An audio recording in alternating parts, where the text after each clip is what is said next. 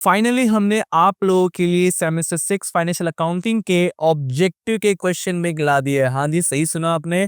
हमने सबसे पहला वीडियो बनाया थ्योरी क्वेश्चन के लिए, फिर बनाया इंपॉर्टेंट कोई चैप्टर के लिए, फिर बनाया important question list.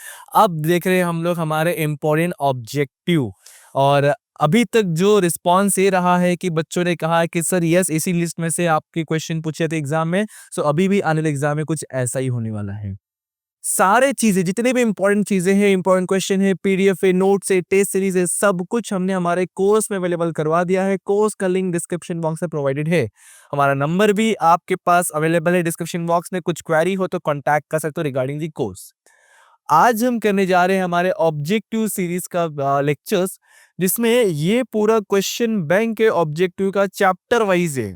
Yes, chapter wise है। स्टार्टिंग के पहले चैप्टर, फिर सेकंड चैप्टर, इस तरीके से टोटल चैप्टर वाइज आपके यहाँ पे एमसीक्यूज है। लगभग लगभग हमने यहाँ पे आपको अप्रोक्स 100 प्लस एमसीक्यूज, मतलब लगभग 150-160 एमसीक्यूज हमने प्रोवाइड करवाया है आपको। और मैं इतना जरूर बोल सकता हूँ यार, जिस बच्चे ने इतने एमसीक्यू कर लिए उसे कहीं और से कुछ एमसीक्यू करने की जरूरत ही नहीं है। आज ही के लेक्चर में मैं आपको 2 प्रीवियस पेपर के एमसीक्यू भी करवा के दिखाऊंगा। यस, 2 पेपर के एमसीक्यू भी करवा के दिखाऊंगा आपको। वही एमसीक्यू और यही एमसीक्यू आपके एग्जाम में आने वाला है, ये यहाँ पे सेट कर लीजिए सबसे पहली बात। तो चलते हैं हम लोग। ये पीडीएफ आपको ऑलरेडी हमारे एप्लीकेशन, हमारे कोर्स में, हमारे वेबसाइट देख के मिल जाएंगे। आप वहां से डाउनलोड कर सकते हो। इसका लिंक डिस्क्रिप्शन बॉक्स में देख के मिल जाएगा। अभी मैं करवाने जा रहा हूँ आपको अप्रैल 24 का एमसीक्यू। और जो आपने थ्योरी पढ़ा होगा, प्रैक्टिकल पढ़ा होगा, उसके अलावा कुछ भी एमसीक्यू यहाँ पूछा नहीं होगा। देखना, वही सब आपने पढ़ा रहेगा, वही एमसीक्यू पूछा हुआ है। देखिए, सबसे पहला क्वेश्चन है, underwriting commission is calculated on. सबसे पहली बात तो ये ध्यान रखिएगा कि आपको हमेशा क्वेश्चन में बता के दिया होता है कि हमें कमीशन कौन से अमाउंट पे चार्ज करना है, इशूड प्राइस पे कि फेस वैल्यू पे। अगर नहीं दिया होगा तो हमें सर ए वाला, दैट इज इशू प्राइस पे चेक करना होगा, इशू प्राइस पे कैलकुलेट करना होगा। ये आपको प्रैक्टिकल क्वेश्चन में भी हेल्प करेगा। आगे बढ़ते हैं। The exchange different arising due to import of raw materials trans. ओ, ये एफईएफ की बात करता है। इंपोर्ट एक्सपोर्ट में पैसा ज्यादा पैसा कम जो होता है, एफईएफ अकाउंट बनाते हैं। तो एट द एंड जो एफईएफ का बैलेंस आता है वो हम कहाँ ट्रांसफर करते हैं? बताइए, हम कहाँ ट्रांसफर करते हैं? सर, एट द एंड जो बैलेंस आता है वो हमेशा प्रॉफिट एंड लॉस में ट्रांसफर। अरे बोलते हो साथ में मेरे, कब जाके आने वाले एग्जाम में अच्छे मार्क्स आने वाले हैं। ओके, चलो बढ़ते third question. In amalgamation as a merger all the assets and liabilities of vendor company become the asset. Like, अच्छा, बहुत प्यारा क्वेश्चन पूछा है। कंपनी ए ने कंपनी बी को अमालमेट कर दिया, तो भाई सारा एसेट लायबिलिटी किसका हो गया? अभी ए का हो जाएगा ना, सिंपल सा। तो वही क्वेश्चन पूछा, लेकिन यहाँ पे ऑप्शन कुछ अलग तरीके से पूछा है। Transferee company, vendor company, holding company और सब्सिडरी कंपनी। तो सर आंसर होगा आपका ट्रांसफरी कंपनी। क्या होगा? ट्रांसफरी। वेंडर मतलब जो बंद हो रहा है, बंद हो गया, और उसका एसेट लायबिलिटी तो भाई परचेसिंग के पास जाएगा। तो परचेसिंग का अनदर नेम क्या है? ट्रांसफरी कंपनी, ध्यान रखना। Next question, preferential creditor include. ये हमने हमारे ऑप्शन में किया है, हमारे एमसीक्यू वाले पीडीएफ में भी दिया हुआ है। लिस्ट सी, और बहुत बार पूछा भी है, ध्यान रखना प्लीज, बहुत बार पूछा हुआ है। List C, maximum number of partner in LLP. Sir LLP में मिनिमम नंबर 2 है, ये मालूम है मुझे, है कि नहीं? लेकिन मैक्सिमम, अरे नो लिमिट। ये हमारा थ्योरी नोट्स के अंदर भी एक डिस्टेंस था, उसमें था, और हमारा एलएलपी करते टाइम मैंने डिस्टेंस बताया था, उसमें भी था। तो sir no limit, no limit, कोई लिमिट नहीं है। आगे बढ़ते sir. In case in case of shares underwriting commission. हाँ, ये भी हमारे नोट्स के अंदर था सर, जो हमने एप्लीकेशन में प्रोवाइड किया, फिर हमारे यूट्यूब पे पढ़े हुए हमने। सर क्या, जो जो कमीशन होता है अंडरराइटिंग का, वो 5% से ज्यादा नहीं हो सकता। इश्यू प्राइस के 5% से ज्यादा नहीं हो सकता है। ये आपको ध्यान रखना है, एमसीक्यू अगेन बन सकता है। Designated partner must obtain D pin. Sir ये क्या हुआ? अभी ये चैप्टर कौन सा है? ये है आपका एलएलपी। एलएलपी में 2 पार्टनर, डेजिग्नेटेड पार्टनर होते हैं, जिनका डिजिटल सिग्नेचर पिन होता है, उनका नंबर होता है, डायरेक्टरशिप नंबर होता है। तो सर ये कौन प्रोवाइड करता है? ये सेंट्रल गवर्नमेंट प्रोवाइड करता है। कौन प्रोवाइड करता है? सेंट्रल गवर्नमेंट, ठीक है। In case of compulsory winding up statement of a same to ओ हो लिक्विडेशन चैप्टर का एमसीक्यू है। लिक्विडेशन बोलता है कंपनी कंपल्सरी वाइंड अप हो रहा है तो ये स्टेटमेंट ऑफ फर्म किसको बेचते सर? ऑफिशियल लिक्विडेटर को। एक अपॉइंट होगा वो लिक्विडेट करेगा फिर कंपनी बंद होगा। ध्यान रखना बॉस, लिक्विडेशन चैप्टर क्वेश्चन है 8 का आंसर है official liquidator. Non monetary item are valued always at historical cost. Historical cost. Next आगे बढ़ते सर 11th वाला क्वेश्चन। अच्छा अभी ना इसमें आपको 12 क्वेश्चन दिया हुआ होता है, आपको बोला रहेगा 10 क्वेश्चन सॉल्व करने के लिए। तो ध्यान रखना है कि आपको 10 के नहीं 12 के 12 सॉल्व कर लेना है। अगर मान लीजिए 12 में से कोई आपका 2 रॉन्ग रहेगा तो 2 10 जो 10 राइट रहेगा उससे मार्क्स मिलते हैं। नंबरिंग वाइज देखते नहीं हम लोग। एज ए एग्जामिनर हम भी सोचते हैं यार बच्चों को मार्क्स मिल जाए यार, बेचारे प्यारे नन्हे मुन्ने। हाँ, हाँ। तो हम ये करते हैं जो राइट आंसर रहता है उसको टिक करके आंसर मार्क्स दे देते हैं। तो इसलिए आप जो ऑप्शन दिया है 10 ही तो नहीं 10 बोला 10 ही लिखेगा ऐसा नहीं, 12 के 12 लिख के रहो, ठीक है। ओके आगे बढ़ते हैं हम लोग। 10th one sir, on amalgamation preliminary expense in balance sheet of vendor company are debited to। याद करो amalgamation chapter में जो preliminary expenses profit and loss general reserve ये सब कहाँ ट्रांसफर करते थे? याद करके बताओ जरा मुझे, याद करो सर। एट द एंड ये सब कुछ प्रॉफिट लॉस हमारी कंपनी के ओनर के पास चाहिए। हमारी कंपनी का ओनर कौन होता है?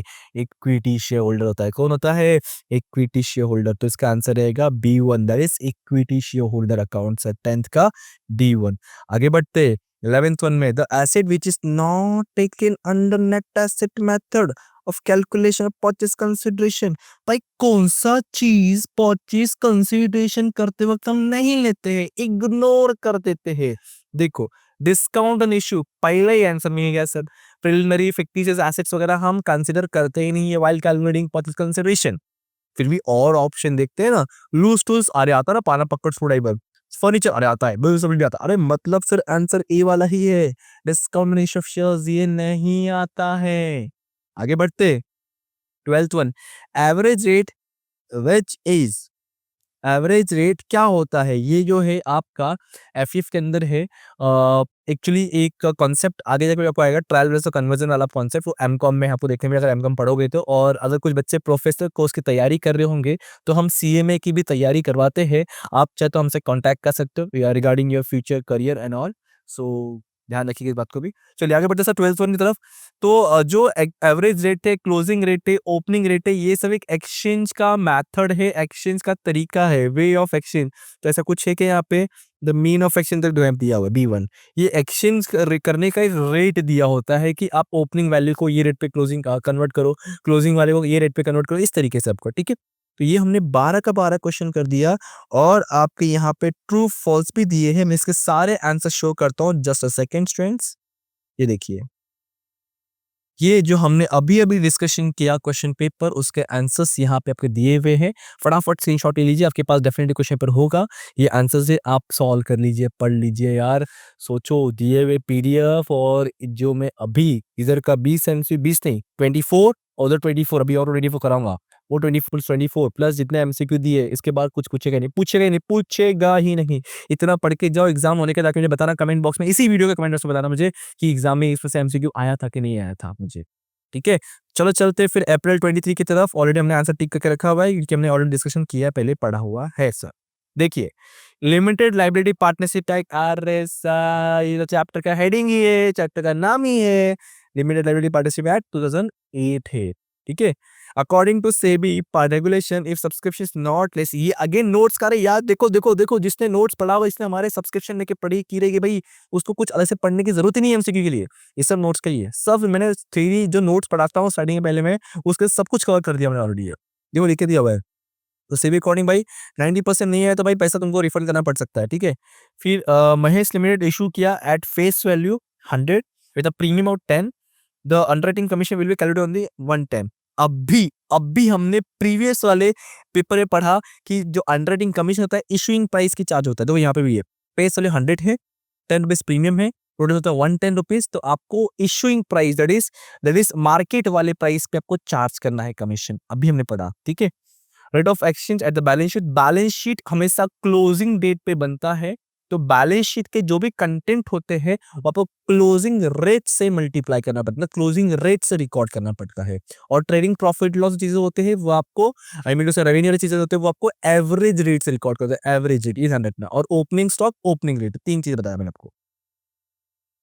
उसके बाद audit required in LLP, LLP में अगर आपका टर्नओवर 40 लाख के ऊपर हुआ, ध्यान रखना, कंट्रीब्यूशन 25 लाख और आपका टर्नओवर 40 लाख के ऊपर हुआ तो आपको एलएलपी ऑडिट करवाना कंपलसरी होता है, कंपलसरी, ठीक है। Asset specific leads under place list be, इसी लिस्ट, ऐसे लिस्ट के बारे में एक पीछे प्रीवियस क्वेश्चन पूछा था, अभी पूछा था लिस्ट, लिस्ट वो हो सकता है कि लिस्ट के बारे में एक क्वेश्चन तो पूछता ही पूछता ऑब्जेक्टिव में आपका, ठीक है। Reporting currency is used to presenting financial statement by bitcoin, bitcoin यहाँ पे नहीं आएगा, ध्यान रखना है, ओके। फिर नेक्स्ट बढ़ते हैं हम लोग, dash is not a preferential creditor, unsecured creditor हमारा प्रेफरेंशियल क्रेडिटर नहीं होता। ये हमारा लिक्विडेशन चैप्टर का जो हम लोग ना ऑर्डर ऑफ पेमेंट वाला, उसी में से पूछा हुआ है। मैं सच बोल रहा हूँ यार, ऑब्जेक्टिव में अलग से पढ़ना नहीं पड़ता है। इस तरह लास्ट वीडियो बना ऑब्जेक्टिव, और आपको मैं जब समझा रहा था तब मैंने बताया भी था कि ऑब्जेक्टिव सबसे लास्ट में ही पढ़ना, क्योंकि पीछे रीजन क्या है, हम थ्योरी कर चुके होते हैं, हमारा नोट्स हो चुका होता है, हमारा प्रैक्टिकल क्वेश्चन हो चुका होता है, तो उसकी मदद से हम ऑब्जेक्टिव इजीली कवर करते हैं, ठीक है, अगर किया होगा तो, वरना भाई रटो और क्या। अमालमेशन चैप्टर का नाम ही है, ए स्पॉटिंग, ए FEF 11 याद रखना। इस तरीके से हमारा ये एमसीक्यू के टोटल 12 क्वेश्चन कवर करने हैं आपको, और ट्रू फॉल्स के यहाँ पे भी क्वेश्चन है, इसके भी आंसर्स यहाँ पे दिए हुए हैं, आप देख सकते हो। आपको क्या करना है ऑब्जेक्टिव स्पेसिफिकली, ये 12 plus 12 plus 12 plus 12 that is 24 MCQ, 24 true false, और मैच द पे कहीं दिया तो वो करना है। और देखो एक चीज समझ लो, ट्रू फॉल्स हो कि फिल इन द ब्लैंक्स हो कि मैच द पेयर हो, क्वेश्चन वही होता है, बस पूछे तरीका घुमा देते हैं वो लोग, आपको बस वो ध्यान रखना है। तो दिए हुए एमसीक्यूज क्वेश्चन बैंक, ये वाला आपका पीडीएफ अवेलेबल है हमारे कोर्स के अंदर, हमारे एप्लीकेशन के अंदर, और हमारे वेबसाइट में भी। और साथ में 2 क्वेश्चन पेपर जो अभी हमने डिस्कशन किया, ये आपको कवर कर लेना है एमसीक्यू के पर्पस के लिए। कहूँगा मैं सबसे लास्ट में करना, अगर प्रैक्टिकल थ्योरी सब कुछ हो गया होगा तो ये लास्ट में करना, तो कुछ ज़्यादा 1 से 1.5 घंटा लगेगा, पूरा ऑब्जेक्टिव हो जाएगा आपका, अगर आपने पहले सब कुछ बाकी चीज़ें पढ़ लिया होगा तो। क्योंकि इस पे वही सब क्वेश्चन होते हैं जो थ्योरी और प्रैक्टिकल के अंदर होते हैं, ठीक है। हमने आज यहाँ पे ऑब्जेक्टिव भी देख लिया, और होप सो आपने कोर्सेज को बाय करके बाकी सब पढ़ लिया होगा। इस ऑब्जेक्टिव के टेस्ट सीरीज भी अपने चैप्टर वाइज दिया होगा, पेपर वाइज भी दिया होगा, कि हमारे कोर्स के अंदर ऑब्जेक्टिव का टेस्ट सीरीज अवेलेबल है, कुछ फ्री ऑफ कॉस्ट, कुछ पे करके। तो आपने वो भी किया होगा, तो डेफिनेटली हमारा एग्जाम बहुत अच्छा होने वाला है, बहुत अच्छा जाने वाला है। और अगर आपको ये वीडियो थोड़ा भी हेल्पफुल लगे तो प्लीज प्लीज प्लीज शेयर कीजिए अपने सारे TY BCom MS6 फ्रेंड के साथ में, जिनको फाइनेंशियल अकाउंटिंग में सबसे डर होता है, क्योंकि फाइनेंशियल अकाउंटिंग से पहला एग्जाम होता है, और वहीं पे हमारी बात लग जाती है कहूँगा सर। तो मिलते हैं अगले वीडियो, अगले से, तब तक पढ़ते रहिए, पढ़ना सो याद करते रहिए। Thank you so much, bye, जय हिंद दोस्तों।